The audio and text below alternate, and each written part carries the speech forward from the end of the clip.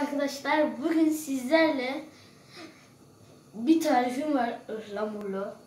Malzemeler limon, şeker, kaşık karıştıracağım. Bal var. Balımız burada.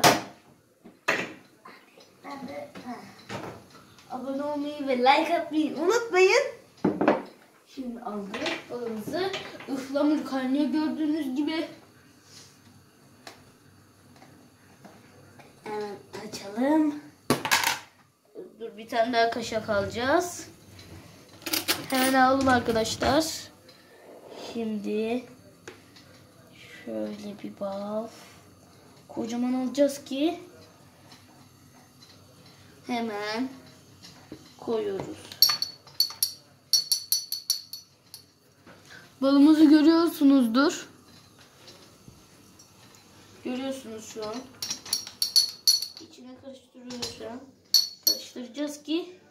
Şimdi dur, dökme. İçine limon sıkacağız. Böyle arkadaşlar. Hoppala. Dur şimdi, hayır. Dur. Heh, tamam dur. Baba dur. Şimdi burada şekeri atıyoruz. 2 kaşıklık. Şimdi atabilirsin.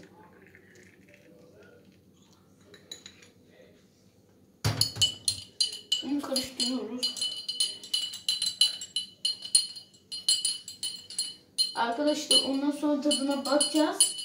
Siz de bunu denemeyi unutmayın. Gideceğiz. Elim yandı. Arkadaşlar benim bak.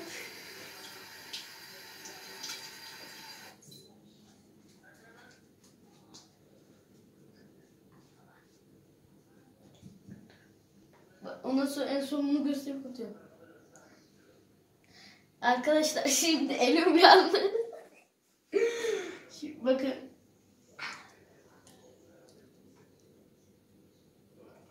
Tariflerimizi biliyorsunuz. Balımız, şekerimiz, limonumuz. Abone olmayı ve like atmayı unutmayın.